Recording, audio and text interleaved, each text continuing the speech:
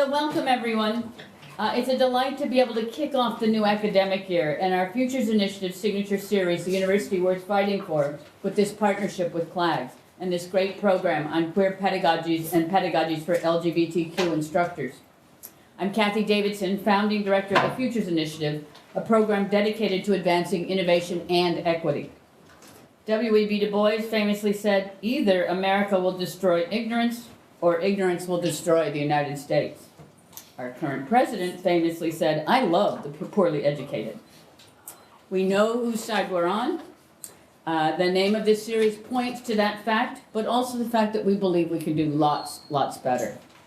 The reason that our series is called The University Worth Fighting For is, one, we support higher education as a public good and are lobbying for greater support for public higher education on every level. Free tuition, better funding for graduate students, more full-time positions, better remuneration, better conditions for adjunct faculty, better working conditions for all that.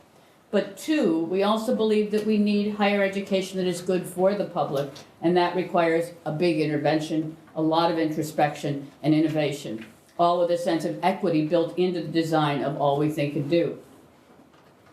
At the Futures Initiative, we like to think critically about the inequity that is built into the system of higher education, and we like to work together creatively on every level, from the classroom to the board of trustees, to design better systems. One of our adages is you cannot counter structural inequality with goodwill. You have to create new structures that support equality.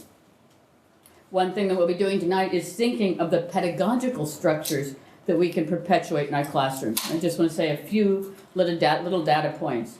In surveys, 20%, this to me is just tragic, heartbreaking, 20% of graduates, college graduates, say they never once spoke up in a class in a situation unless they were directly spoken to. 20%. We also have lots of data by sociologists of educational participation that confirm that straight cis white males are most likely to dominate the classroom, even in small seminars, reinforcing a pattern of who is or is not allowed to speak. Equality begins with what we teach and how, and that is why I'm so grateful to Callie Westerling for organizing tonight's event. Callie is a PhD candidate in theater and performance and a Futures Initiative graduate fellow at the Graduate Center.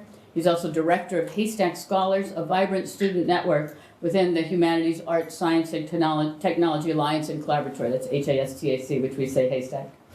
Currently, Callie is completing his dissertation on the history and aesthetics of male-identified bodies in the 20th century burlesque and 21st century boylesque traditions. Before I turn events over to Bill Orcutt, who is a board member at CLAG, as well as a professor of English at Queens College, I'd like to thank a few people. All the people at CLAG who are co-organizing queer pedagogies and pedagogies for LGBTQ instructors.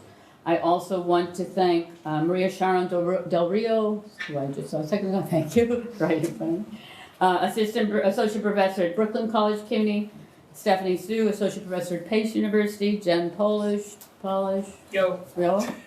PhD candidate Humanities Alliance Fellow at the Graduate Center CUNY. Thanks to Callie for organizing, and thanks to many people in the Futures Initiative, Francis Tran, Lauren Melendez, Sally LeBron for help with food and logistics.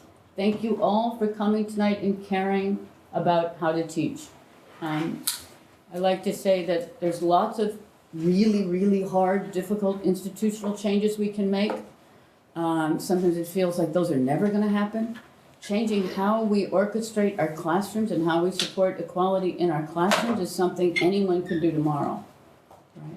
That tiny kind of redesign of the classroom where every student has an opportunity to speak is one of the most powerful things that can happen in a student's life. My favorite pedagogical experiment is one that the great science fiction writer Samuel Delany does. Samuel Delany himself had no college education. I'm not sure he has a high school education. He's an amazingly brilliant autodidact. He started teaching when he was 40, and the first time he went into a class, he's black, gay, asked a question, and in the back of the room were 3 black, gay, male students who sunk down as if they were ashamed to answer a question. And he was shocked. His naive outsider's view of education is this is a place where everybody was equal and everybody could speak. He was so aghast that he came up with this method where when he asks a question now in his classroom, he requires everyone to raise their hand, whether they know the answer or not. And then he calls on anyone. And when you're called on, you can either say, yeah, I've got an answer. Or you can say, I don't have a clue. I don't have any idea what the answer is, but I think Callie does. And you can ask somebody else to help you. Or you can say, I really didn't understand the question, in which case it's a discussion. But his point is that by just that gesture of saying, I'm fucking here. I'm here. You're changing the conditions in the hierarchies of education. He does that in all of his classes. I personally can't pull that off. I do lots of inventory techniques. That one I think you have to be a kind of Samuel Delaney to do. But my students giggle at me and laugh at me when I try to do it. But it's the idea that everybody has a chance to participate. And that's what education is for, and that's what it should be for. So excited to see what happens tonight. And thank you all for being here.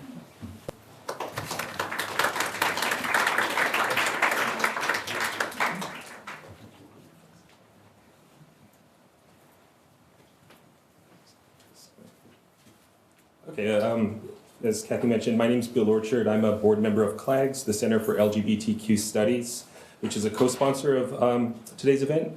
Before introducing our panelists and facilitators, I wanted to say a few words about CLAGs and how you can participate. As you may know, CLAGs was founded in 1991 as the first university-based research center in the United States, dedicated to the study of historical, cultural, and political issues of vital concern to queer and trans individuals and communities. This year is our 26th year sponsoring public programs and conferences, offering fellowships to individual scholars, and much more. We are able to create and increase access to high-quality free programming on queer studies and arts, queer issues in arts, like today's event, because of the support from our members. If you're not already a member, please consider an annual membership of $20 for students and people on fixed income, or $40, which is the annual fee. Or we also welcome smaller one-time donations if the spirit moves you to donate a few dollars today. There'll be opportunities to contribute during this session and after if you're so inclined. Finally, I wanted to alert you to a few of the upcoming events that CLAGs is sponsoring. So tomorrow, September 12th, all of these are in the Grad Center. There'll be a panel of the New York City Trans Oral History Project. On Tuesday, September 25th, there'll be a panel on queer transnational adoptee politics. On Tuesday, October 3rd, we're sponsoring a collective workshop on the question, what would an HIV doula do? All of those are at 6:30 or 6 o'clock. For a full calendar of events and for information on becoming a member, you could also visit our website, clags.org. That's CLAGS.org. And it's a pleasure to introduce tonight's panelists. I'll give a kind of brief biographies of each one, several of whom are current or recent CLAGs board members, and all of whom are awesome and inspiring people.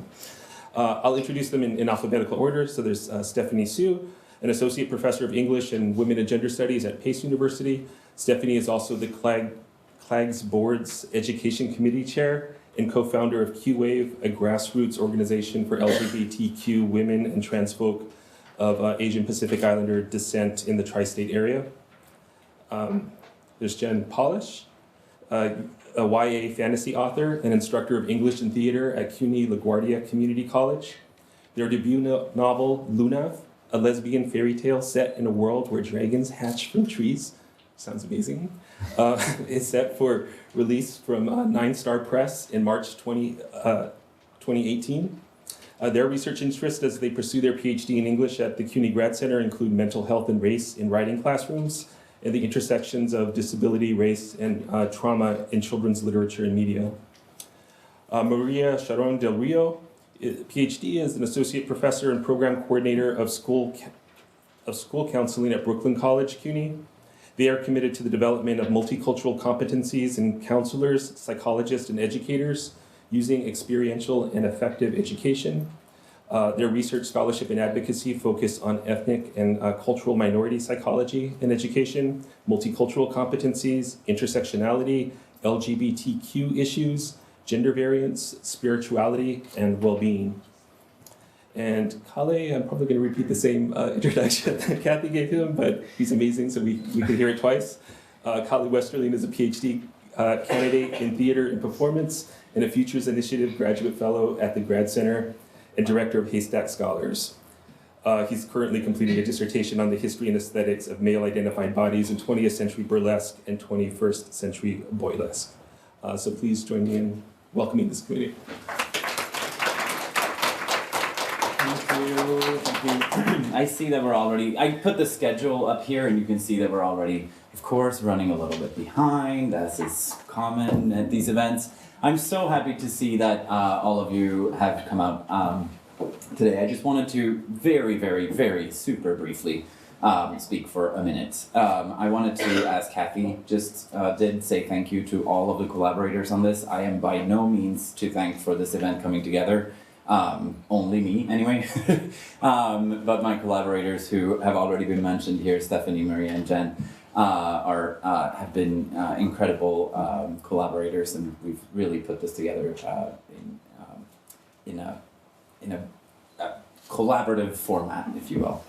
Also, Yana, Lauren, Francis, and Kathy, all thank you so much for your last-minute preparations amidst the other deadlines and the beginning of the semester. We all know how that's going right now. And also the CLAG staff that's at the registration table, Azia and Sergio, thank you so much for your help as well. So I just wanted to very briefly say something about the context from which this event is coming. I have been part of the CLAG's board of directors for 3 years, I believe, or 4 years. I just ended my term there, thank God. I'm now going to finish my dissertation, I swear to God. I was before that also on staff for CLAG, so I have a very long history with this organization, and I'm very passionate about everything that CLAG does. And so please, if you can, sponsor the organization. I'm also very passionate about the Futures Initiative, where I'm currently a graduate fellow. And so in sort of joining those two forces together in my life, that's where this event is coming from. In CLAGS, we had a conversation about creating a queer pedagogy network for, I don't know how long the conversation went on, but for a while.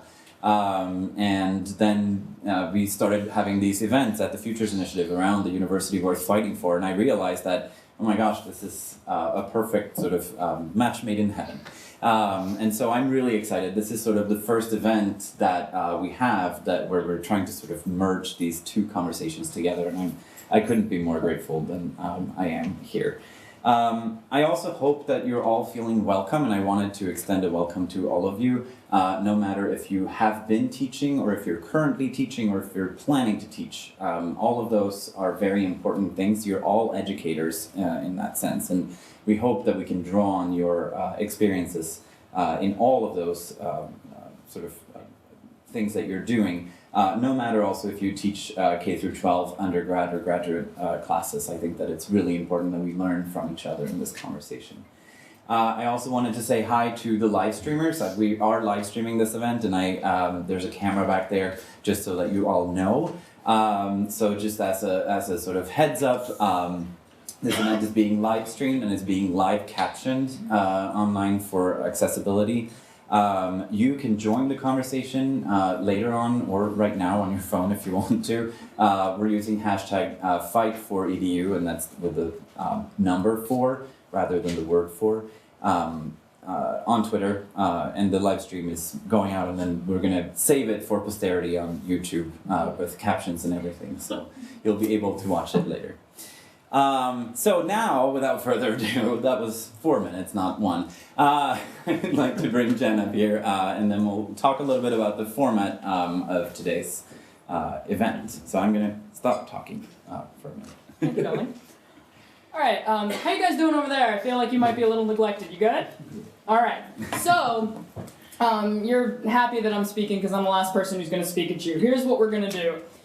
As is outlined on the sheet that you all got when you walked in, we are going to open up the floor so that everyone in the room is heard and that everyone in the room has the opportunity to speak and to share. So here's how we're going to do it. We are going to, as you can sort of see from the way that the chairs are arranged, we're going to split into groups of about 5 to 7 people. And what we're going to do is each group is going to have a facilitator. The facilitator is going to be guided by the questions that are on the sheet. However, those questions are suggestions. Those questions are to sort of help begin a conversation. Some are about self-care. Some are about strategies that we use to unlearn different privileges that we have and the ways that they intersect. Some are about, straight up queerness in the classroom, right? And so we're sort of hoping that by the time we split up, take about, and I don't know how long at this point, about an hour, and sort of have these conversations amongst ourselves, by the time that we come back together and sort of share what we've done, what we've talked about, we'll already have started to form a bit of a stronger network than what we have now.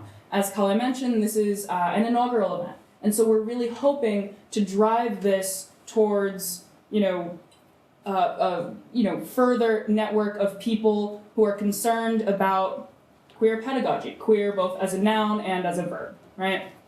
So, sort of as a framework to begin the conversation, and I'm sure a lot of you came in with individual concerns and questions today. This was my first term teaching right from jump, from day one, being out as trans to all of my students. And so for me, this is great. Seeing all the pronoun stickers all around and just knowing that we're about to have a conversation about things that usually I talk about to my fiance and, that's it. This is phenomenal for me. And I want to sort of bring that vulnerability into the room because those are the kinds of conversations that I want to allow to happen here. So, note on vulnerability. Again, this is the live stream room. So if you're not chill with being on the live stream, you might want to have the conversation in your group over there because that won't be, the audio won't pick up for that. All right? So we are going to split into our groups. We're sort of already vaguely in groups.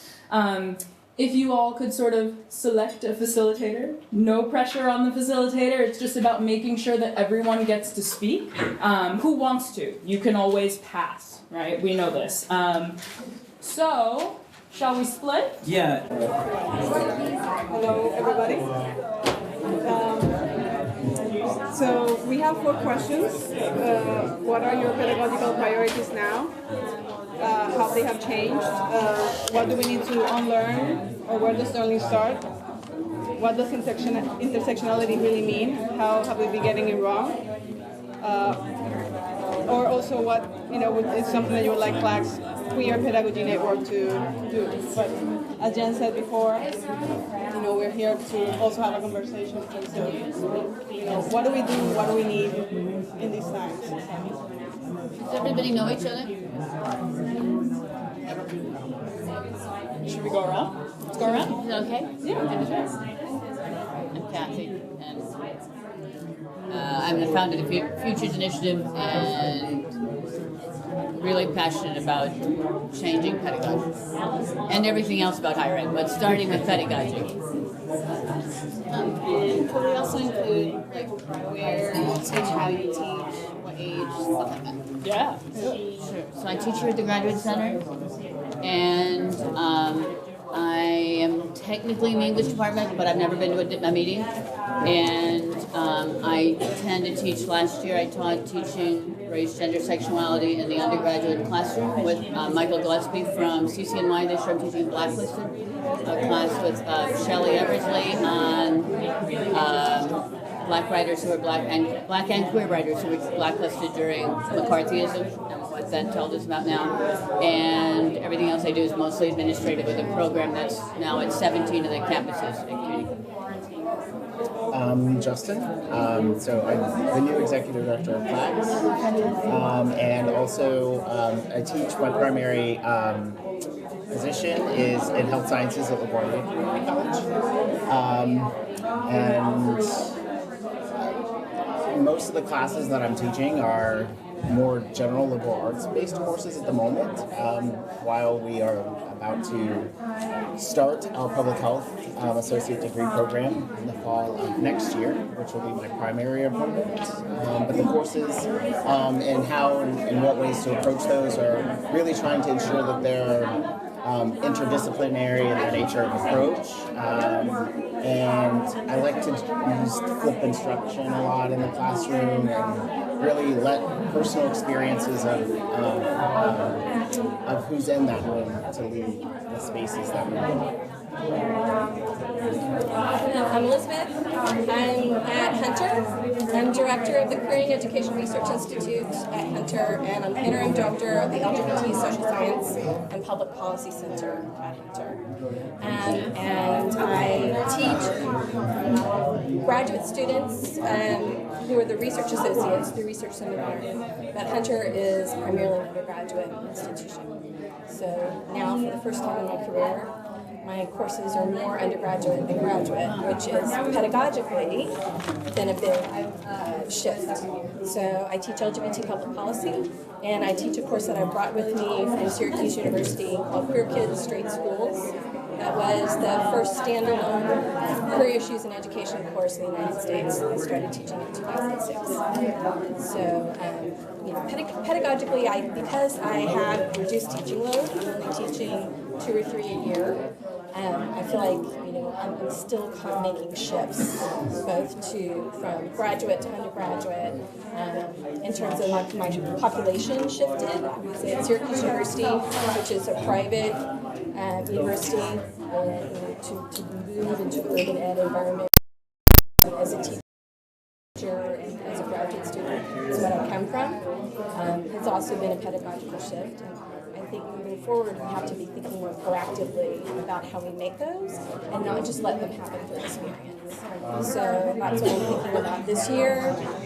Rather than learning as I get to know my student population better and shifting as I move semester to semester, I'm really looking to think about how do I move now, to where I need to be, and because there's so many complexities going on with our students right now. And some of our administrations are not necessarily willing to acknowledge those complexities for our students, so we have to do it. Thank you. Peace, everyone. My name is Allison Joy. I am not a teacher or professor at any school, but my background is in social justice and community organizing work. So I've been doing anti-oppression workshops and facilitation for years for youth to adults. But I am also a professional animal behaviorist and animal trainer.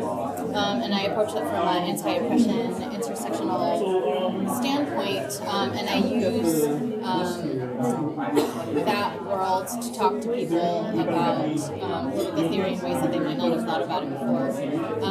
And I also teach folks in the social justice and organizing world how they can use animal behavior to be better organizers, be more sustainable in the way that they teach.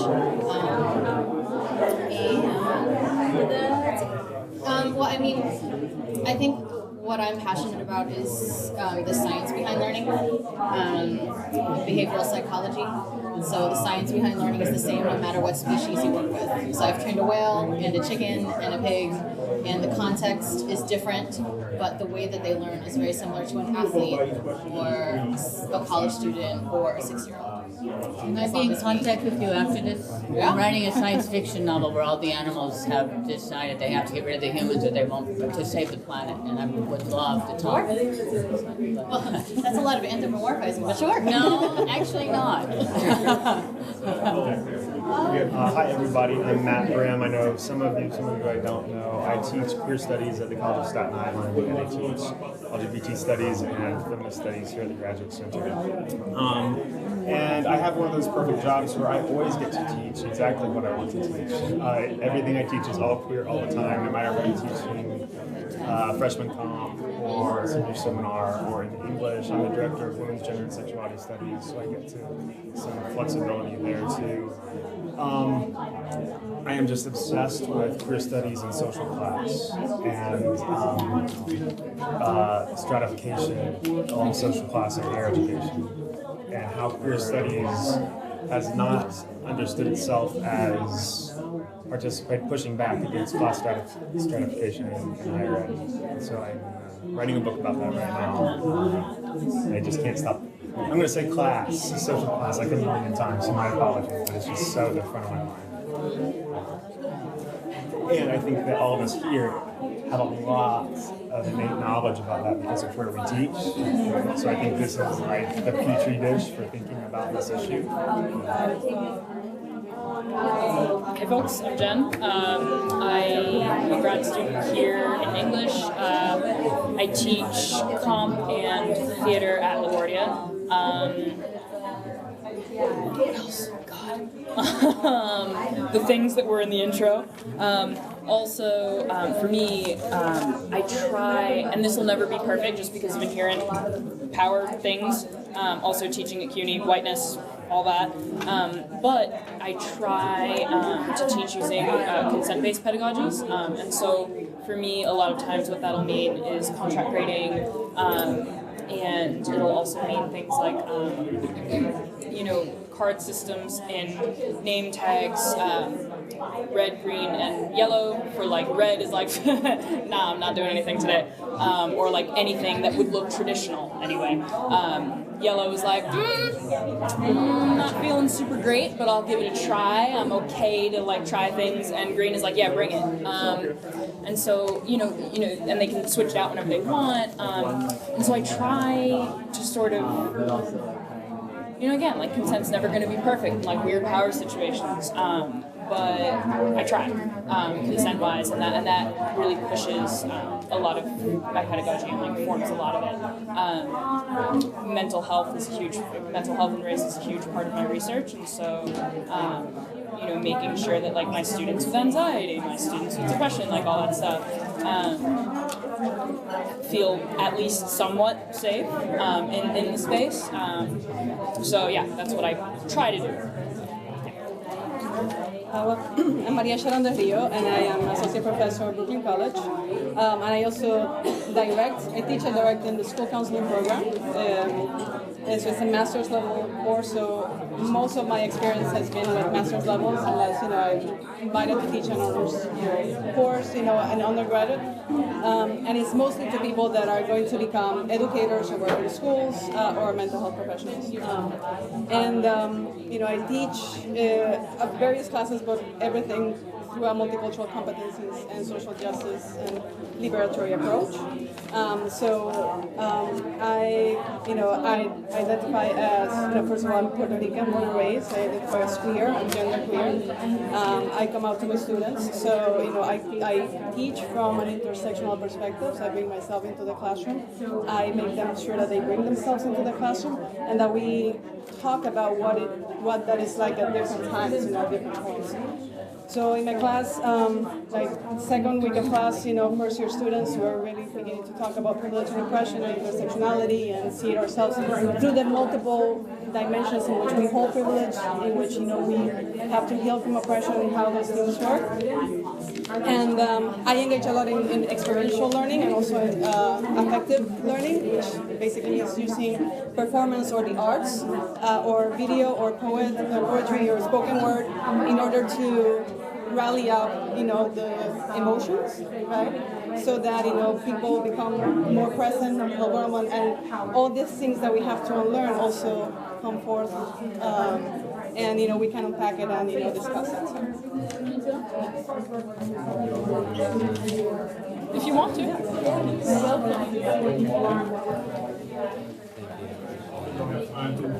Can we just introduce ourselves so if you can introduce yourself, who you are? I would like to say so more doing it first. We already all went. Well, my name is Sergio. Sorry, I'm my pronouns right now. This is my first time working for class. I'm an intern. I go to BCC, majoring in the arts, transferring to NYU to pursue my bachelor's in applied psychology. For my PhD, I would like to become a physical therapist. And that's about it. Welcome. Yeah. So do any of the questions, speak to you? Is there anything that, as we think about queer pedagogies and starting this network that you would like to have more spaces to discuss, to talk, to hear from? I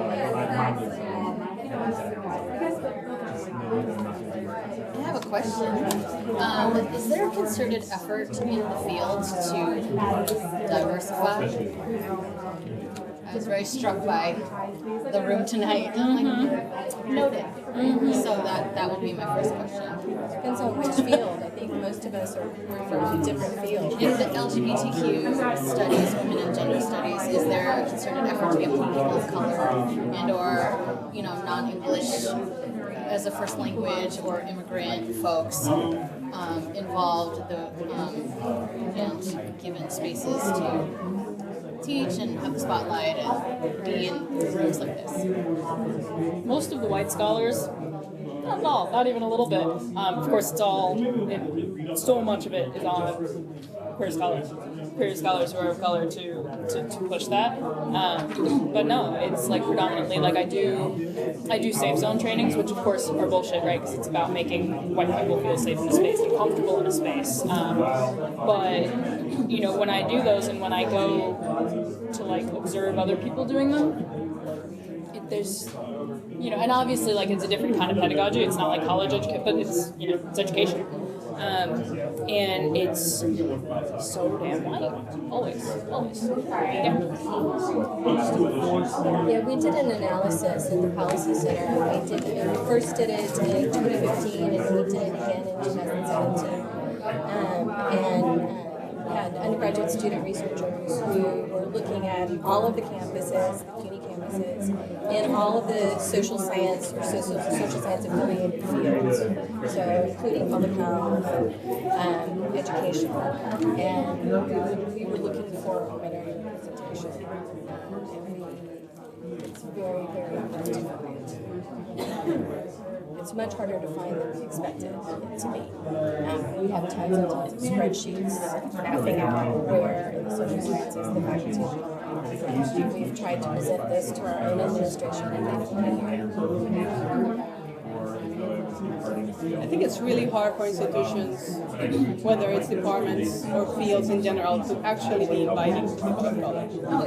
So, even when you try to, when there's that concerted effort, it can still feel that there's not that welcome, right? So,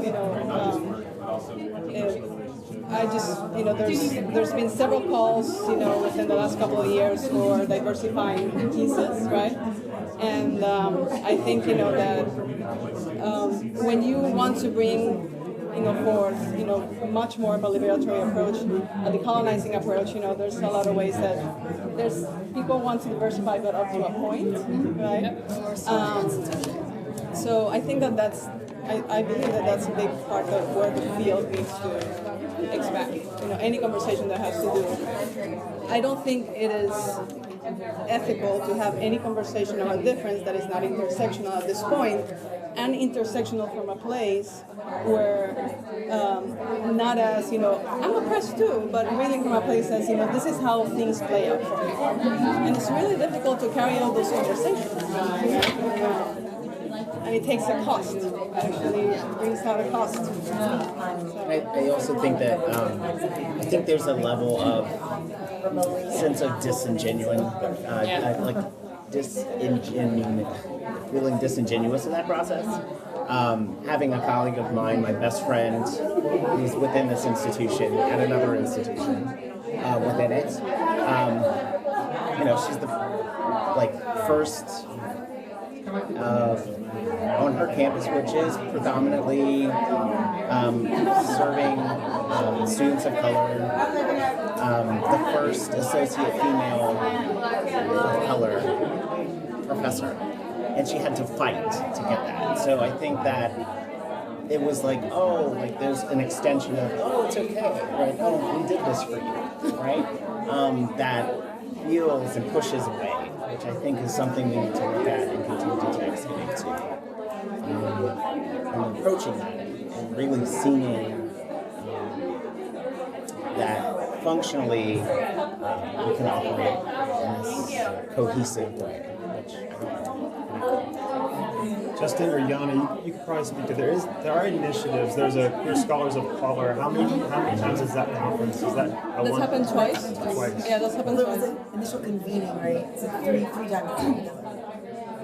Yes, and the conference has been, there's two conferences. I think there was something, earlier before that. Yeah. With I think 250 people were the last conference. It was great. It's definitely a very empowering experience, precisely because there's that a lot of people of color that are queer, often feel that there's, within LGBTQ studies, there's only targeted one of that visibility, but there's really not that embraceness of being embraced, right? So you almost have to literally put on different hats or shed different parts of yourself in order to fit in.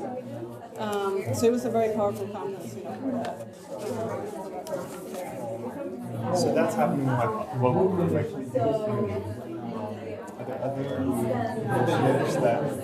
But I think about that conference is it pulls from around the country, right? It's people from all over the country.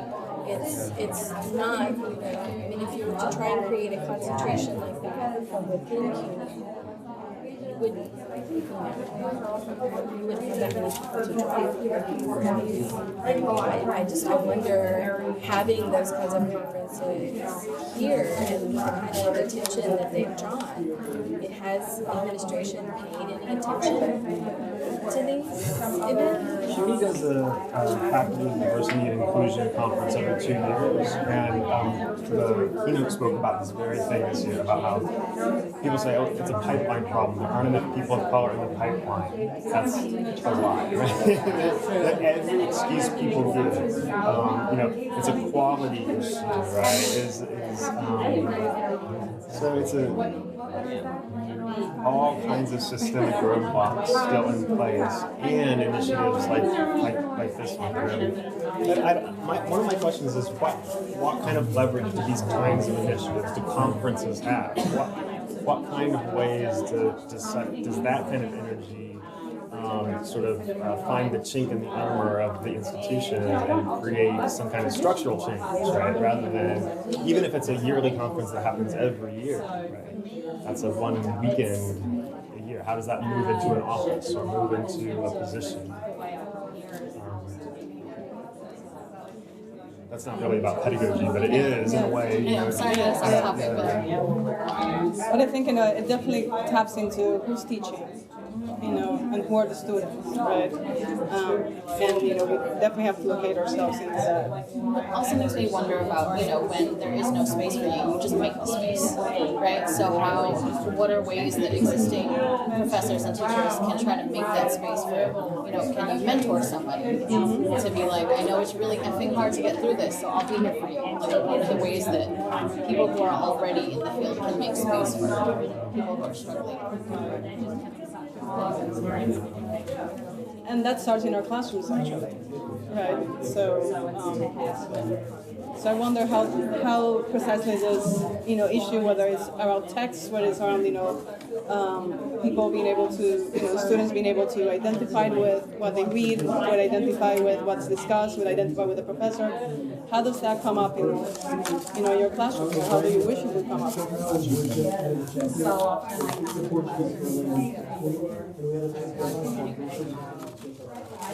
I mean, it's interesting because being at a community college, and which is also somewhat much more restricted in what the academic freedom, so to speak, that we may get, and then further being within health sciences, which is very, very clearly stipulated what we do, how we teach it, and the associated approaches. So it is something that I continually struggle with,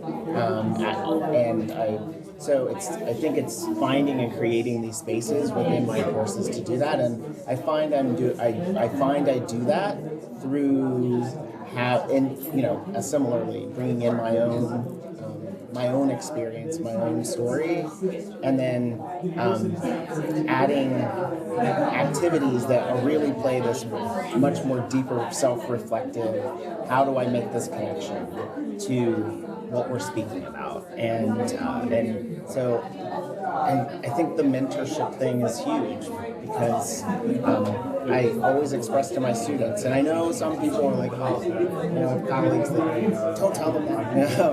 I tell them, if you have a question about the class or anything else, feel free to come and see me, help, to guide through this process. And I think it's been empowering to some students because I've had some students, queer students of color on my campus that are not out to other people, but feel comfortable enough to kind of have those conversations with me, knowing that there's this level of sincerity and confidentiality that's not going to be broken in those exchanges. So I think that trying to find those spaces are the ways that I've tried to carve that. Self-disclosure is kind of like it's an ongoing thing, right? And there are times that we may choose to self-disclose certain things, there are times that we may not. And then that the class provides for self-disclosure or doesn't provide for self-disclosure. So do you include that in your classrooms? How have you, and when? If you have, when? Was there a time that you didn't? It's weird. Justin, I was thinking about, what you're saying about content, like sort of hijacking what you're allowed to and sort of twisting it. So, the English department requires me to do a unit of poetry, right, for comp. And so I'm like, all right, you want me to teach poetry? Chill. I'm gonna do QPOC spoken word. Like, that's all I'm gonna do for poetry. This year, and I did it last year, but this year I added a spoken word piece by this black non-binary kid who talks about, I'm a boy, it's a letter to their mom, and they're like, I'm a boy, I'm your son, but I'm also your daughter, but sometimes I'm neither, right? And it does the whole thing, and they're brilliant, right? But I've never taught it before, and I think had I taught it before coming out, it would have been very easy for me to teach it. But now that I'm out and I'm in a situation of asserting my pronouns with my students, and I never want to make my students feel bad. And they're gonna feel bad when they slip on pronouns and you correct them. It doesn't matter how gentle you are because they're good kids, they're gonna feel bad. And that's not my goal, but it's figuring that out, right? And figuring out what vulnerability is. And having those conversations with them. But then it's also the days I don't feel like it, or the days when whatever.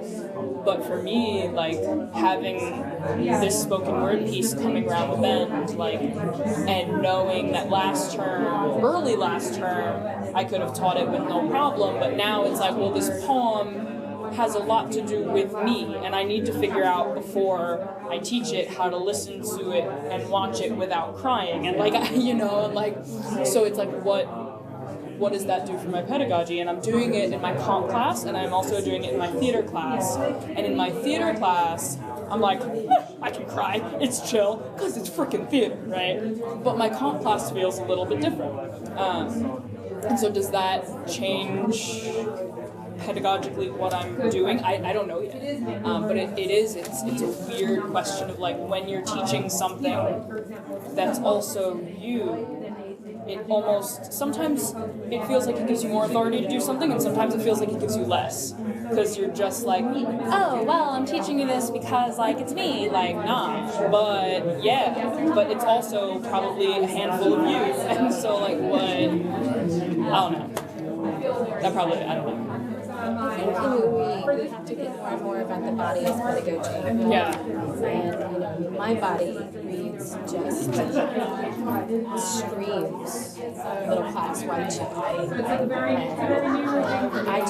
I was in the queer studies program at Syracuse for 9 years.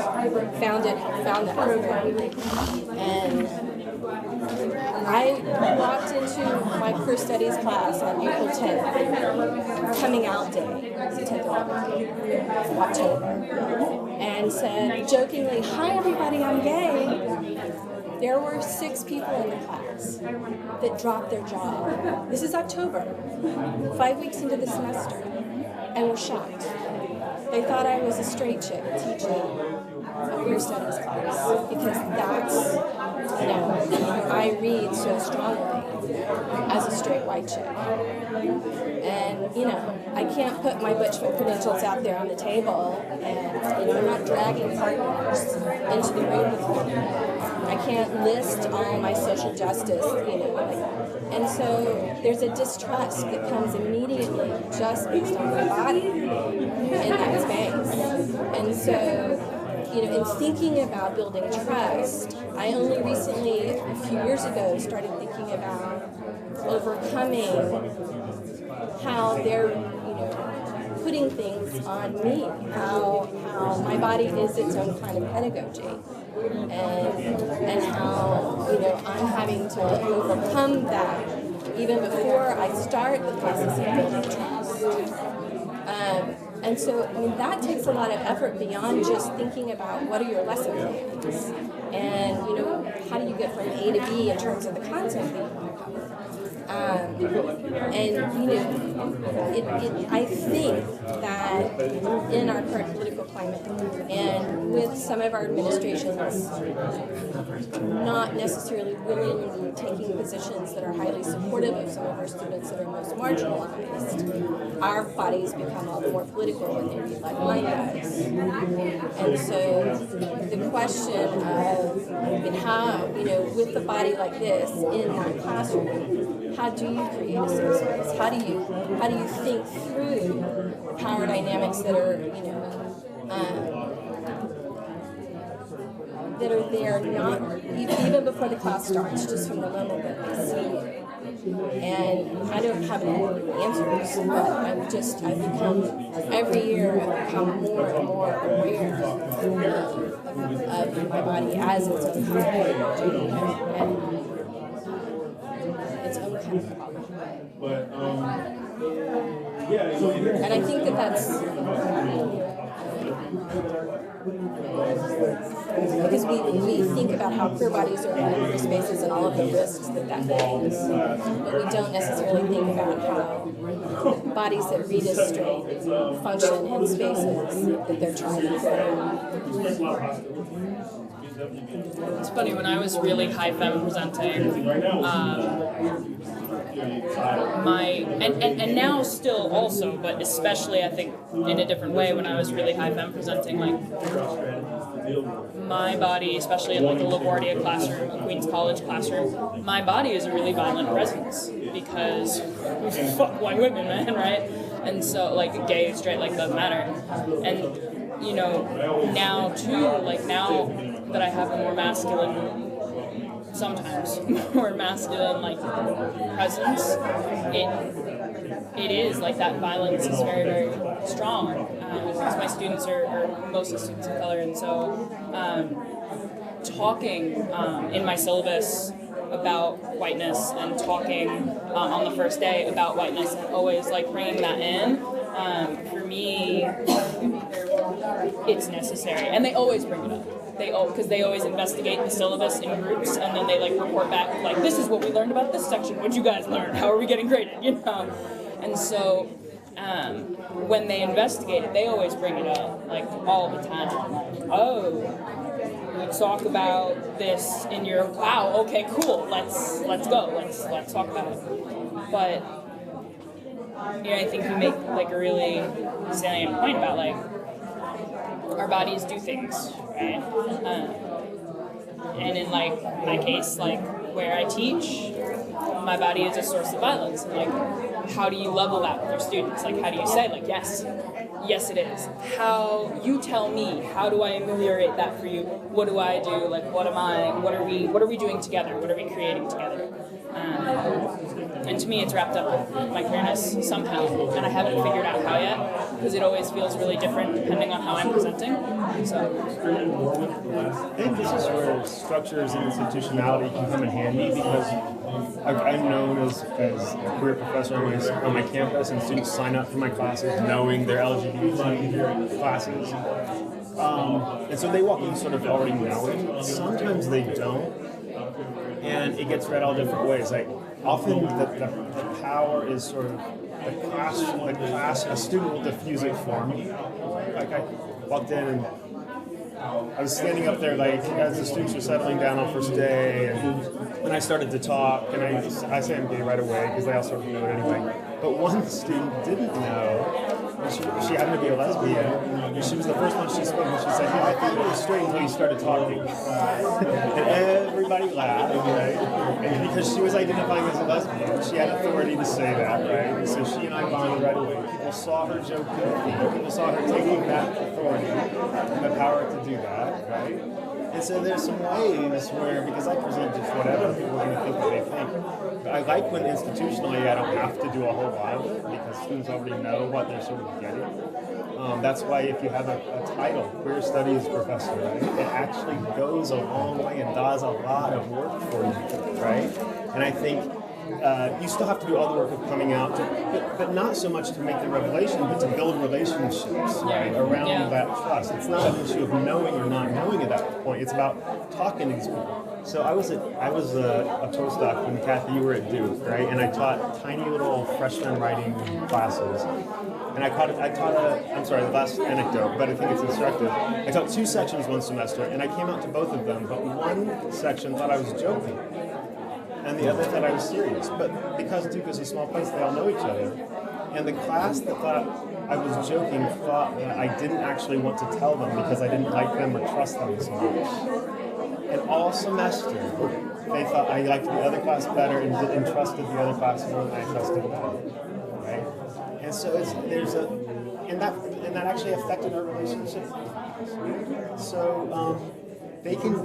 But the power can be sort of handed back and forth. I think it's good when it can be handed back and forth. But you can't always control that, right? If I hadn't that student piped up that one day and said that really funny thing, I couldn't manufacture it, right? And so figuring out how to find those moments is like on the fly sometimes. It's out of your control. I think that for me, for example, when I first started teaching, which was 11 years ago, right now, my mentor, who was in Puerto Rico, knew that I was queer, and I was, coming and presenting at that point. He said, "You know what? You're already Puerto Rican. You're young. You're female. Maybe you don't want to come out as gay. Maybe until after 10 years." And he was very well-meaning. He was a straight Puerto Rican man, very well-meaning. And this was his legitimate, the way that he thought he could mentor me best.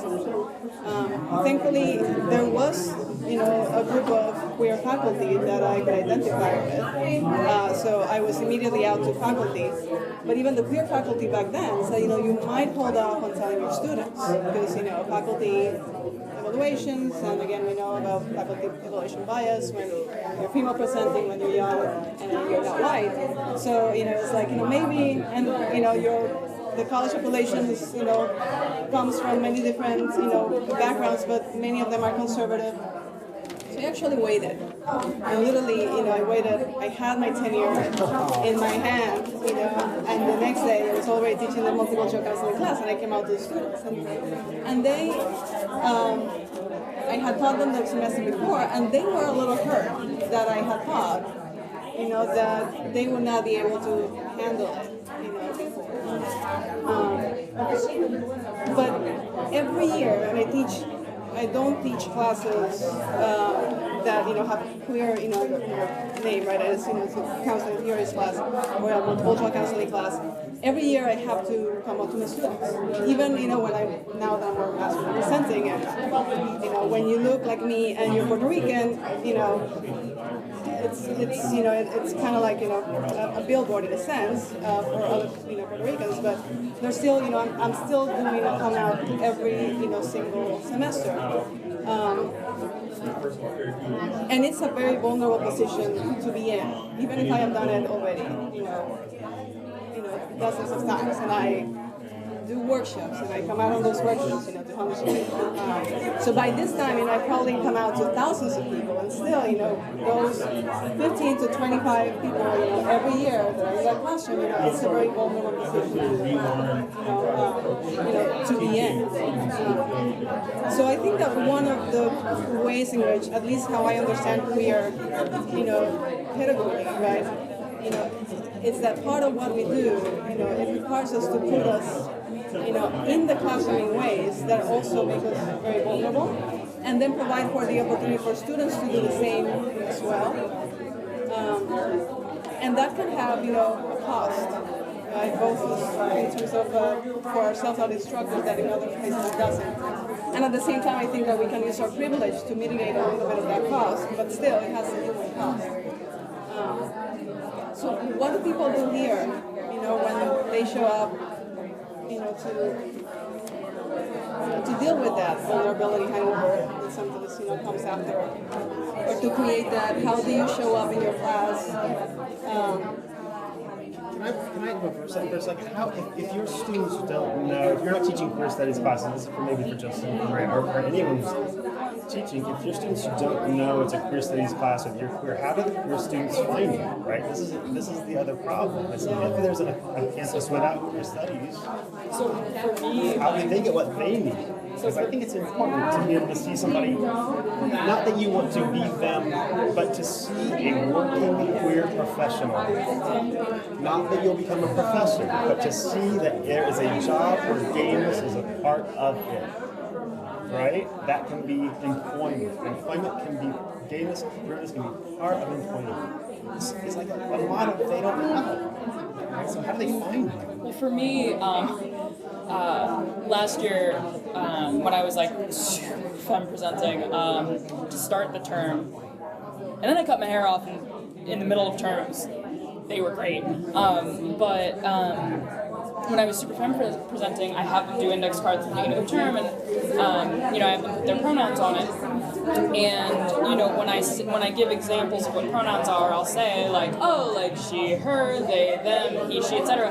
And whenever the they, them rolls off my lips, I see it. They're all like the queer ones, they get real happy because they hear it. They hear it just being real normal and real cool and whatever. So they hear it, and then you see them kind of sit up straight, oh, okay, hello. And so there's that. Once they're in class, you can code it different ways so they can look up. Yeah, I don't know how they got into your class. Is it just a chance? It's just a chance. Yeah. So many of them. But and then they talk. And then they talk to each other and to new students. But I think then also for me last term, I got engaged in the middle of the term, and I deliberately didn't come out to them as just queer, gender step aside as just gay. I didn't come out to them until I got engaged over spring break. And when we came back from spring break, I was like, y'all, how was your break? Whatever. Okay, I have 2 announcements from mine. The first is I proposed to my girlfriend, and she said yes. And that was the first time I mentioned anything gay about myself. And they lost it. They were so happy. They were cheering and screaming and all this stuff. And then I was like, and the other thing is, pronouns and whatever. I explained to them. But, and it's funny because after I did that, I had a couple of boys who had never spoken, ever, not a word. They'll speak in groups, they'll speak to me individually when I go around, but they never. All of a sudden, oh, I want to talk, I want to talk to you after class, I want to hang out with you, it's all the time, every day, every single day, these boys. And I knew. But all of a sudden they're talking to me all the time. All of a sudden they're perking up in class and they're lively and they want to volunteer for everything, And so that it matters. It matters to them. If you're in an emotional spot and a somewhat spot of privilege to do it, it matters. I mean, I know it mattered to me when I was a kid.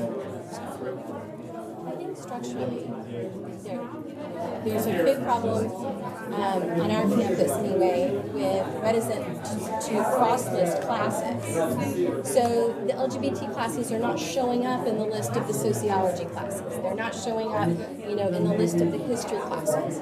So if a student isn't at a point where they want to go look for those LGBT study classes, they're not seeing the title of the course and knowing that it's available.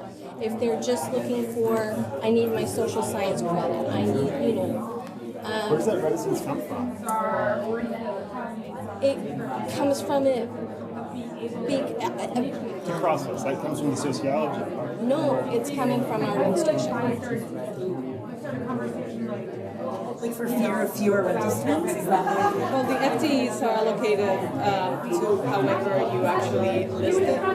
So even if it's cross, it depends. It may depend on different campuses. So I'm not, but I think that if you are registering it as a sociology, then your department, if they are registering sociology, the department may not necessarily get the FTEs.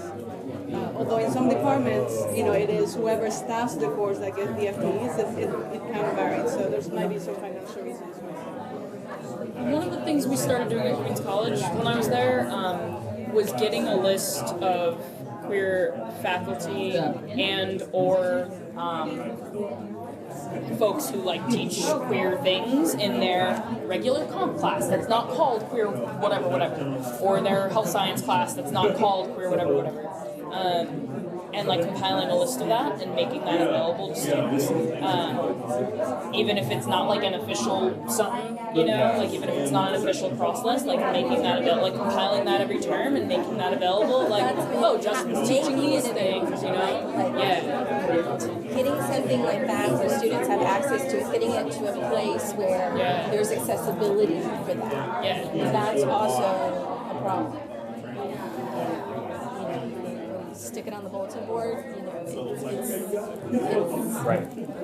so I think a lot of students, even when there are resources on campus, because things are so siloed, and because at least on our campus, there is talk of collaboration, but it's structurally almost impossible to do it across departments. Students just aren't aware, even if they're on a campus where there are resources. A lot of times students are just not aware that and a lot of times when they come into, and my courses are now health. You're right. I think that's some of the shock of my body. They finally get into their course and they walk in and they see me, and they're like, shit, straight shit, and they are a little bit, when you get them, they are a little bit like kicked puppies. And they're not necessarily, there are a lot of conversations that they're not really willing to have. And I do think that there are visibility things, just seeing the words on campus, there are things that could be happening that would be lessening that sense of isolation that just aren't happening. I mean, for me, it's like if the institution doesn't give you the space for that, so how do you create that space, right? So maybe you compile that thing and you give it to an out and excited LGBT student, and students will spread the word, right? Let them do it themselves over social media, and then all the other students will know. It's not the institution's not going to be let's hang a gay flag and let the students find it. It's just how do you let them do the work for you in a way that they already want to do it? Do you know what I mean? That's what we're doing. Queer students are going to want to find other queer students, whether they're closeted or not. And so how do you let the way that you communicate through technology do that anyway? If the institution's not going to make it accessible, how do you let the students make it accessible to each other? I think you just described something that should be called pedagogy, like an organic pedagogy, where students are teaching each other outside of the class what classes to take and where to go. It's this whole learning system that is part of our university system, it is part of pedagogy, and how to learn to be a student in terms of even what you need to take. It's all those pedagogical networks. And some of those you don't ever want to try to formalize your curriculum, and you couldn't if you wanted to. but you can't rely only on informal, right, under the radar systems. It needs queer pedagogy to get students what they need. There has to be a structural dynamic. It's part of it.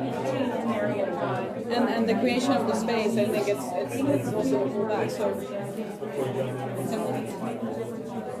So one of the things that I often reflect on is that for me the queer pedagogy is not only I'm teaching queer content, right? So it is how I'm approaching what I'm teaching, right? So even in the classes that I'm not teaching specifically, lessons on LGBTQ people, the sessions in which I'm not, I am I'm part of a faculty that has organization that was kind of grassroots, that we just rallied around each other, creating programming for education, and that we've been now, I think it has around 10 years now.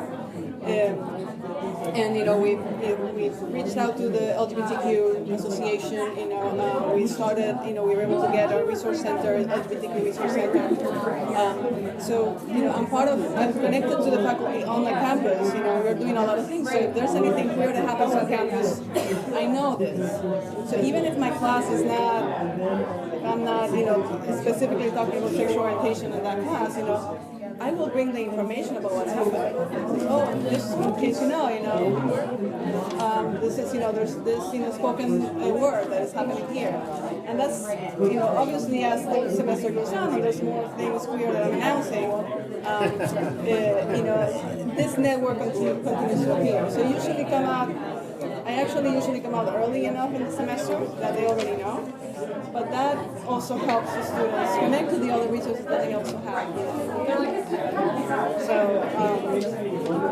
So and it's part of my gay agenda, right? So there's certainly a certain level of dissemination of information about things that are happening, and also other things that have to do with race and DACA and all these pieces, right? So it is definitely one of the ways of bringing, hopefully, connection in that sense, right? But that's also what I feel that queer studies is also, queer pedagogy. So it's not just that we're teaching content, right? We are talking, we're teaching for liberation. So whatever, in which realm, whether it is directly connected to issues of sexual orientation or not, right? It doesn't matter because, queer people, we have, people of color, we have people that are not able-bodied, so all these intersectionalities have to be part of my lessons, have to be part of what I bring forward, right?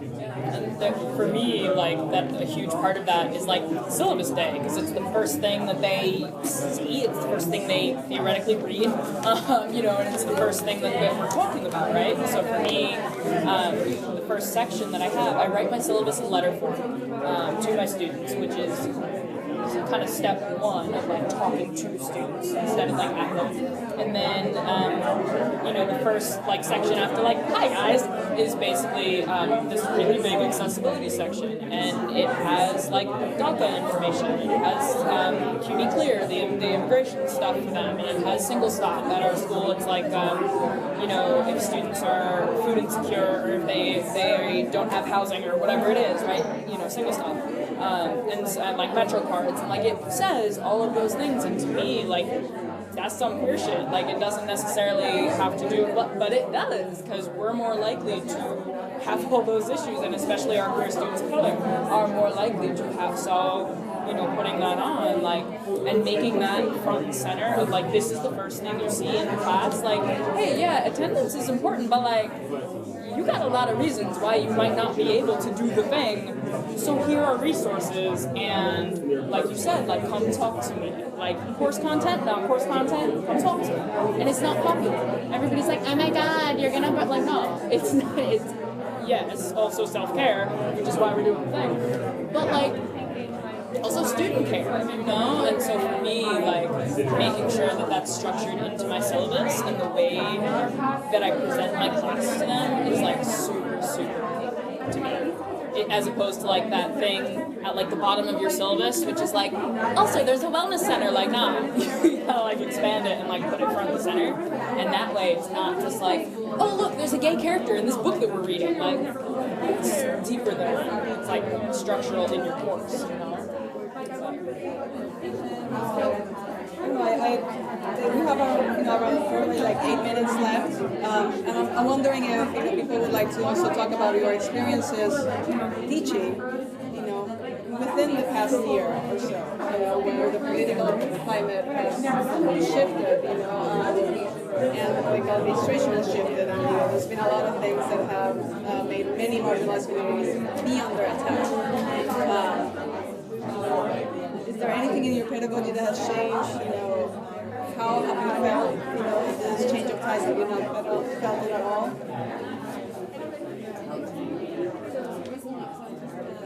I always think, for me anyway, that it's actually become more empowering in my courses because, I look at the swath in my class and it's like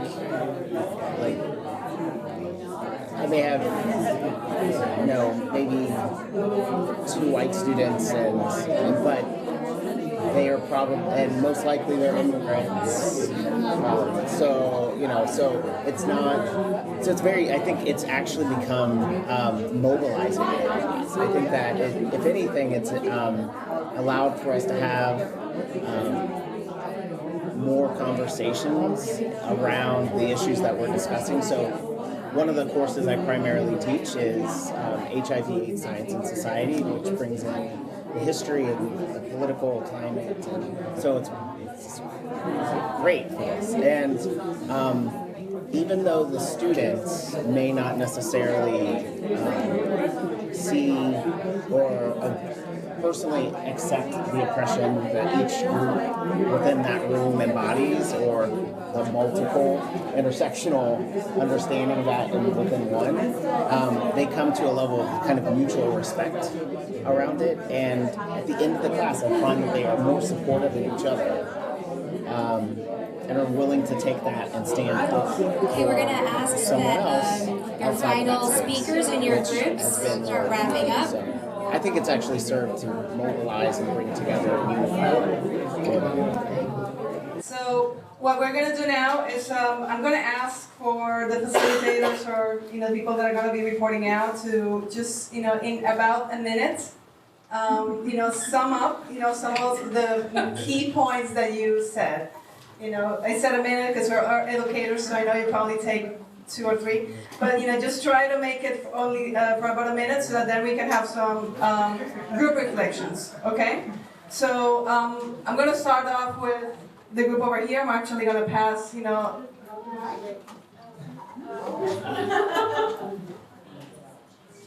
The reason why we pass around a mic is also because we have a live stream audience that is really interested in hearing what you talked about, so just wanted to add.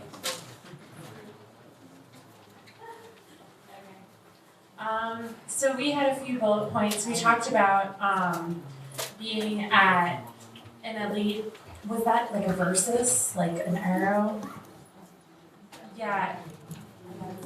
Oh, okay. Being at an elite institution and then moving, teaching at like the CUNY level, and cultural not that that's a slight, but cultural competency at the institutional level, and how to really make sure that that's always being met, especially with the kind of cultural makeup of a lot of institutions, and as a professor, how to build cultural competency there.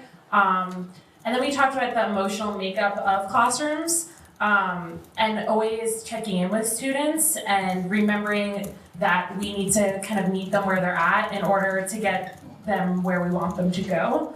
And sometimes we can forget that as educators in the classroom. And countering this idea of victimization in classrooms, reminding kids that they're powerful via community building, just being that kind of power person for them. Share your communities with your students, whether it's bringing people from the outside that you know, whether it's bringing in organizations that you're tied to. It always makes it richer to bring people you know into the classroom and who your kids might relate to. Be vulnerable with your students. That's a big one that we talked about, especially as queer and LGBTQ educators. A lot of times in institutions, it's hard to be vulnerable in positions of power, and just talking about how to always maintain vulnerability and getting your kids to be vulnerable with you.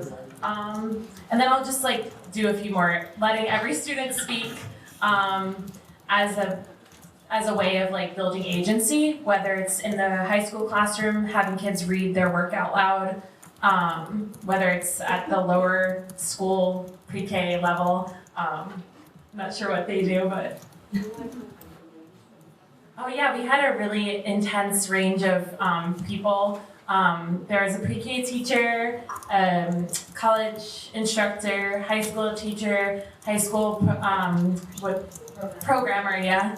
And then like college, yeah. So we had a lot of talks and we found a lot of similarities, even though the ages were so different. It was like the same exact, issues being faced, tensions. So yeah. Thank you very much. Next group.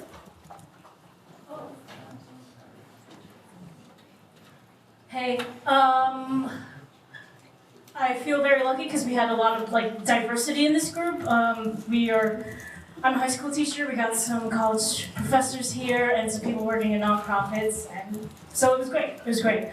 Some important things that we discussed that stuck out is like unlearning things, how expectations are different from the reality. I did like what Em mentioned in her classroom, or in her teaching environment, how to make a safe space versus an accountable space, and like finding the balance between the two.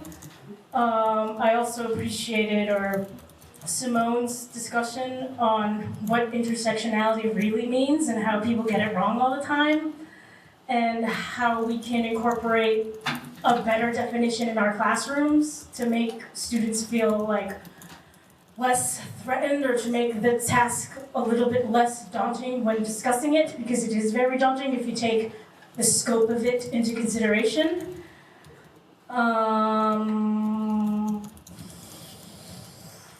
It's been a long day. Suggestions, yes. So we talked about what we want out of this for the Queer Pedagogy Network. We talked about making it easier for educators to share best practices, better ways to connect with each other in case we want more guest speakers in the classroom, and ways we can better support each other through social media, especially when a professor is getting attacked or a teacher is getting attacked. Like, how can we better support this person against unfair attention or unwanted attention? Yeah, no problem. Thank you.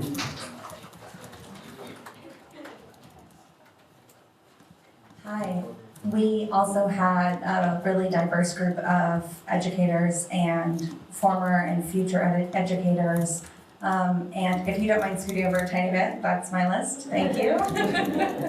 So we also talked about the idea of vulnerability, and that's something that we came to again and again. Someone said the term reciprocal vulnerability, which I thought was really cool. And a couple of us talked about coming out to our students early on in the term, just to kind of be a person with them. Sometimes it's easy to just become a faceless authority figure. So establishing that you're also a human person with human things, I think can go a long way. We also talked about calling in versus calling out, especially in a position of authority. We talked about how calling in is maybe more sustainable and works to kind of cultivate that vulnerability that we really chose to focus on. Can you define those terms? Yeah, calling out versus calling in. Yep. John, can I have you do that? Thank you.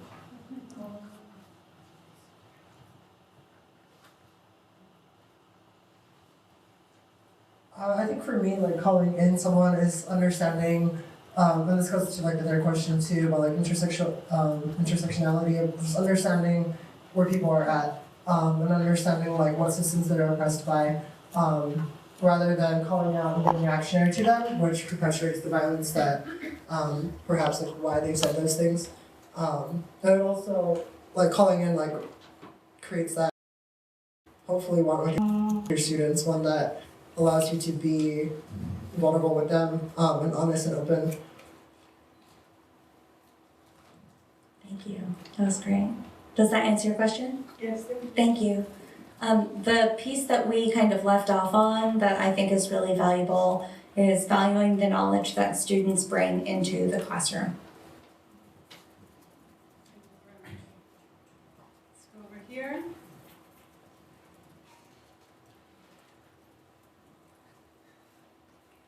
Hi.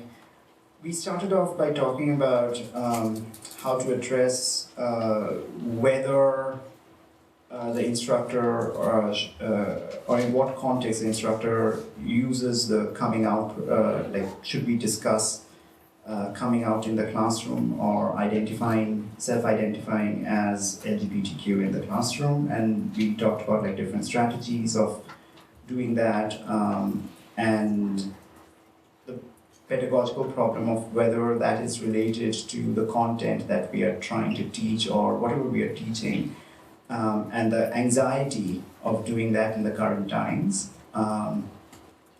So that's where we started off. This was related to this, segued into a conversation about the difficulty of discussing sexually explicit material that we might have to bring in or teach depending on what we are teaching, issues of materiality and embodiment, the importance of using relatable popular culture examples in the classroom and giving them easily identifiable, the students easily identifiable material that they might be familiar with, using humor in the classroom to manage a lot of the expectations and the anxiety and the emotions that crop up in talking about these issues, especially the expectations that are there with respect to the divide between the straight and the non-straight students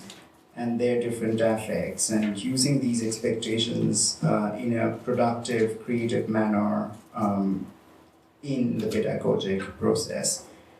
And lastly, we also addressed how to address explicit homophobia in the classroom and what are the different ways and means of doing that. So, thanks.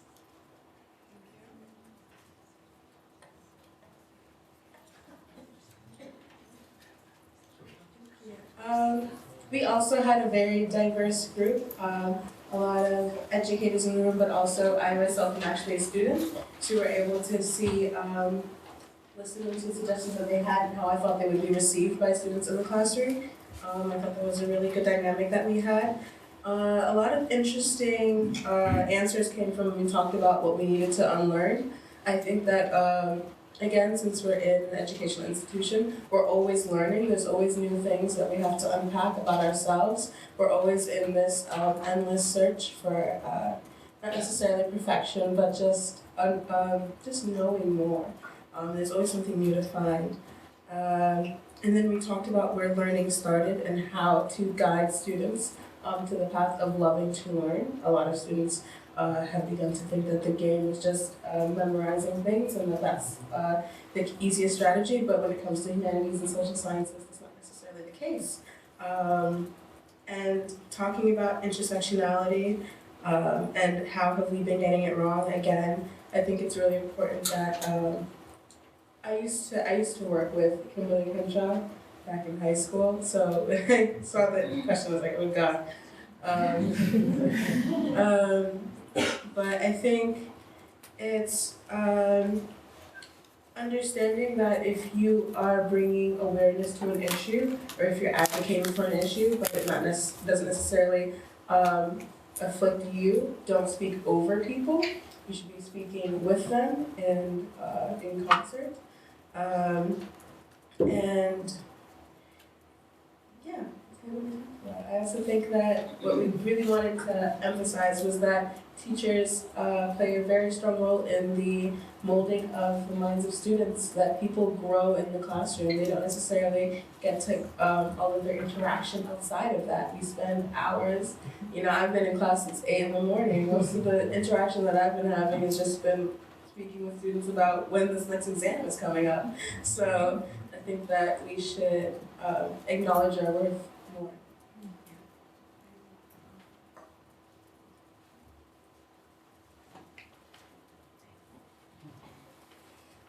also had a diverse group, 2 students and the rest educators, very diverse topics. We had nursing, tech, foreign languages, photography, so we had a very interesting conversation. A lot of the things we talked about have already been said, so I will not repeat them. But one thing we focused a lot on was inclusion of all types of people in textbooks and case studies.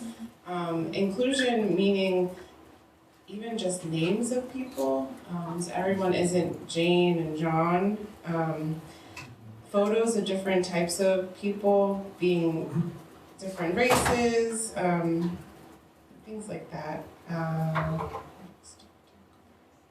And another important thing is organizing all of these great resources that maybe one professor has, but we don't have really one centralized location, which would be an amazing thing.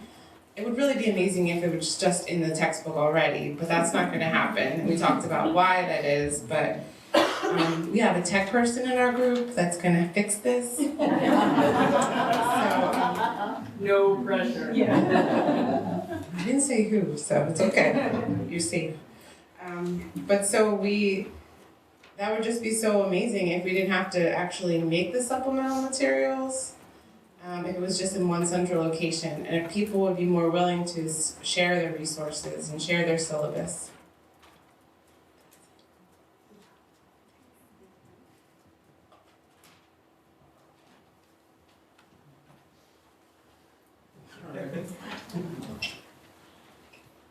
All right, so we had several points that came up in our group. We also had a variety of educators teaching in colleges and high schools or preparing to be teachers. Just hit a few things that we talked about. Under pedagogical priorities, we talked about the issue of balancing requirements of teaching to test with trying to make classrooms more nurturing to the whole student. The issue of teaching disabled students came up and making education accessible for all our students. Like other groups, we talked about coming out to students as queer and non-binary. And several members spoke about doing this in more assertive ways. We also talked about the challenge of teaching and coming out in New York City, in parts of the city that are more conservative, because we sort of assume that everybody's kind of on the same progressive bandwagon, but some of us teach in parts of the city where that's more challenging. So, as far as what we need to unlearn, we talked about unlearning some of the classroom environments that we were taught in, unlearning racism, teaching poor and working class students in high school and colleges, and when working with parents as high school educators. We talked about not being stuck in a model of enforcing standards upon students, and that one of the most radical things we can do is to care about students. And when it comes to intersectionality, we talked about navigating our authority in the classroom based on our identities and wanting to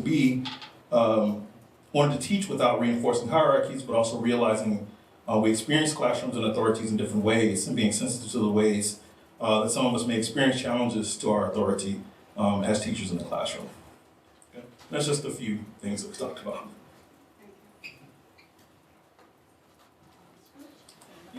I think if I say we talked about a lot, it would be redundant, so I won't. So we talked about how queer pedagogy is about more than including a gay thing as your content.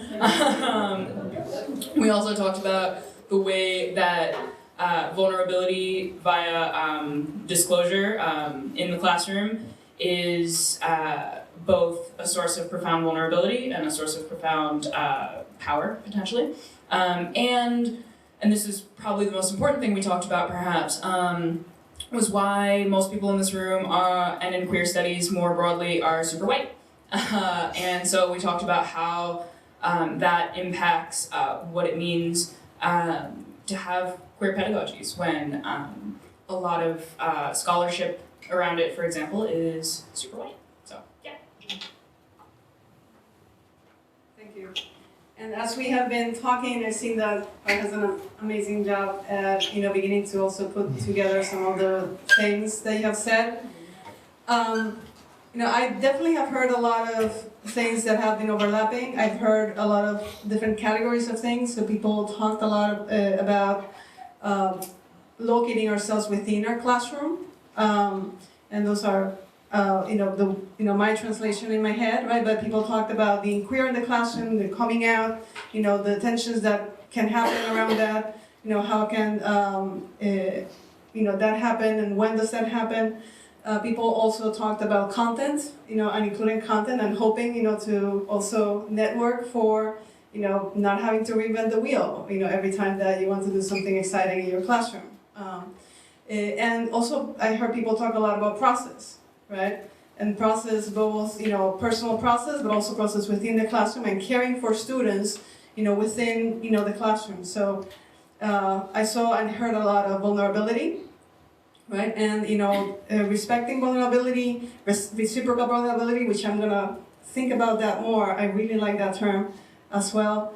And, how showing up in itself is vulnerable, and how do we help our students show up in a sense in that way as well, so that education can be transformational.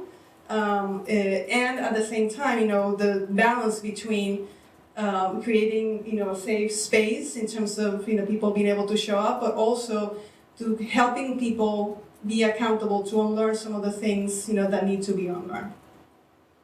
Anything else that stands out that has not been voiced, either in my summary now or something that you think that has been missing from what we have come up in groups right now, up to now?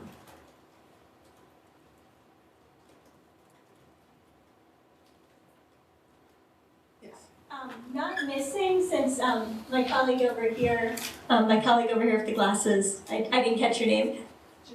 Janessa brought up the wonderful point. I just wanted to wholeheartedly say, yes, let's please find a way to collaborate and share more resources. I'm a newbie, I'm just tossing out some ideas. Maybe CLAGs could do some type of syllabi repository, awesome website, but I'm someone very interested in, generating materials, but also we do need to sleep and eat and things, and it would be wonderful to really share the latest in all of our experiences and have more opportunities. So I love the idea. I just wanted to say that. Thank you. And I know that, just as a plug, that Stephanie also distributed some cards, right? And we definitely want to hear, as the Queer Education Network, what is it that you would like, from us? And this is, a great thing to put down. I also saw a hand over here.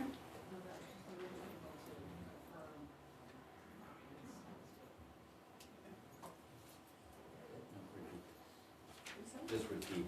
Oh, that was just an affirmation, and a validation and cheering for. Not making a loud, audible sound. Yes. That's something sometimes people do. Yes. So it was a way to, underline what was just put forth. As we, begin to then, wrap up, one of the things that, for me, strikes me is, that people have been also talking a lot about the intersectionality, how to bring those pieces, right, and also questioning that. And I think, that is really encouraging for me, also as a queer educator. Is there anything that, my fellow panelists would also like to highlight, that you take out from tonight? No, not really. I feel like everything. Sorry, I'm not 100% well. I can speak into a mic. I think everything that's been said is so such a deep understanding of all the questions that we've wanted to bring to the forefront, and I really hope that this has been an opportunity to sort of discuss this in a smaller setting. And what we really want this to be is the beginning of a conversation that is much longer, of course. And I think that hearing these ideas about syllabi, repositories, and connections and actual physical face-to-face networking, I think, is really important, and I really hear that. I mean, the overwhelming interest in this event alone, I think, was overwhelming to us as organizers already. I don't know if you all saw, but I think we had something around like 500 people who said they were interested in coming to this event today, and just knowing that we had a room of 40 people, a capacity of 40, was kind of daunting, but also spoke to us. And hearing this conversation really reverberates for me in that. So one of the last things that then I would like to have this group. Oh, yes. Maybe this is something for your suggestion cards for us, or also for the online document, but I wasn't in a group conversation today because I'm actually not teaching this semester, and I'm really happy not to be teaching this semester, and I feel very guilty for that happiness. But I was thinking about a lot of the other, with every suggestion there is a caveat or a fear. So with resource sharing, there's a fear about your intellectual property and stuff around that. I've experienced people, senior faculty, taking my syllabi and like teaching it as if it were their syllabi, just because they're not they don't watch movies, so they just like assign all of my movies, and so I just want to say that there are a lot of also sticky problems that I hope that we can get into with our with this community that we're trying to build here at CLAG. And Justin Brown, who is the new executive director of CLAG, this is his first month. Well, he's been working all summer, but this is his first term, and he wanted to share an idea too. Hello, everyone. So I just wanted to, it's great being here, and I'm glad I was able to attend, and I had a change in my own teaching schedule to be here. But one thing that I think can hopefully build off of this in conversations that I've had with other colleagues, long conversations, but what we hopefully are trying to do in building from this network can be an extension of that, is trying to think about having and developing a larger conference and convening that could bring individuals, not just within the institution here, but more broadly together, to continue these conversations and develop kind of an agenda on what and how we can do, and in terms of action steps for developing queer pedagogy and the 21st century or agenda, or in the era of today. So we would love your insights and your thoughts, and please share that with us as we hopefully work towards developing a much larger thing.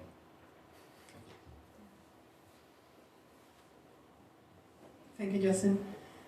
So I would like to just use the minutes that we have left to talk about self-care. We asked you to bring in and to walk in, and share with some of the self-care that you engage in. And some of you, put your stickies here. This is great. Some of the things that I really is yoga, walking, quiet and rest, me time. But I would like also to have a spoken conversation, around what is it that you're doing as you engage, in queer pedagogy. What is it that you do as self-care?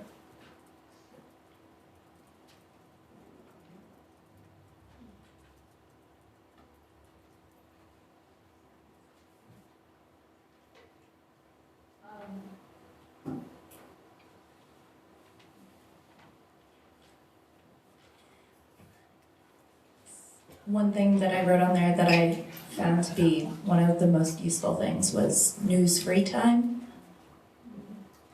After the election, sometimes it's just too overwhelming and too sad to worry about everybody's problems and the whole world ending and everything. So I started specifically saying, like, I have been feeling kind of overwrought and sad. I'm just not going to look at the news or Facebook for the next 3 days. And my mood improves. So I recommend it.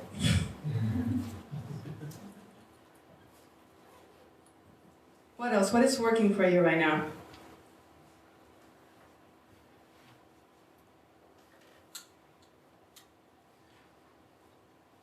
We're all here, we're surviving this, so. So this kind of goes in line with the non-social media time, or non-news time. It's sort of setting lines between working on and any kind of working and then saying like, I'm gonna take this time to, I don't know, just go and sit in the bathtub and drink a glass of wine or go for a walk or whatever it is, but something that's, you know, hug my cat for like 5 minutes. It may be 5 minutes, but it's sort of like in this space, it's the space that I'm shaping for myself, or for people that are in my direct surroundings that need me.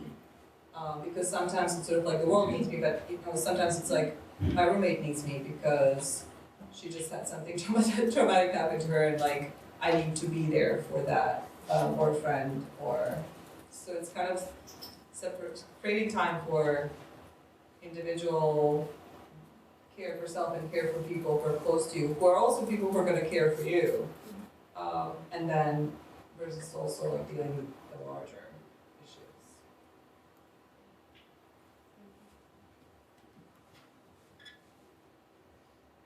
What else? What are other people doing for self-care? I actually, yes. Since I'm not by profession a literature person, I know this wouldn't work in terms of getting away from your job for everyone. I'm a historian, but I love discovering myself the last 3 to 4 years of fiction publication, from queer YIA novels to queer science fiction, my passion. Give me book recommendations later.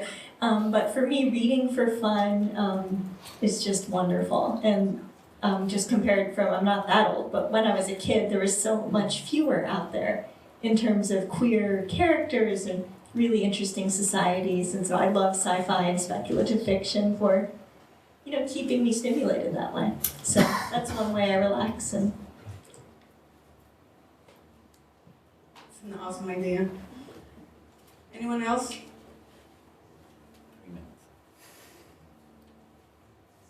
Been like letting myself play more. Like when I'm walking my dog, used to be just, you know, I have my half hour of walking, but now like if he wants to run, like we're gonna sprint around the block really fast, or like just be really goofy, and it's been really good. It's been like a past 3 weeks kind of thing, so it's still new. Can we borrow your dog? Of course. Tired now. Please walk in. Thank you. So I've taken a little bit of time for this because I think that the fact that you're here is you decided that at the beginning of the semester, you know, this was something that you really wanted to do. And, you know, and those of you, whether you're teaching or studying, you know, or somewhere in between, you know, this time is, you know, it's a little crazy. And we thank you for that. Which means, you know, that you're very active and thinking about, you know, your commitment as an educator. And I think, you know, as queer education as definitely being grounded in liberatory practices. And one of the things that is important is, you know, that we take care of ourselves, right? So for many of us, self-care really is, you know, revolutionary. And in times of sustained stress, as now, sometimes it's the first thing that goes. So sometimes, you know, we're just more interested in finishing the syllabi or grading that piece, but this is important, right, for us to do. So thank you, everyone. If you felt a little shy and didn't want to necessarily join in this last, you know, make sure that your sticky is here, come here, you know, and read the stickies. Also, feel free to look around some of the post-its that people put in. We really value your input, so also please give us some suggestions as to what do you want the Queer Educational Network to do and to put forth, you know, for you, how can we support you, and we're very happy, you know, that you are here for this inaugural event. So thank you very much and have a good night.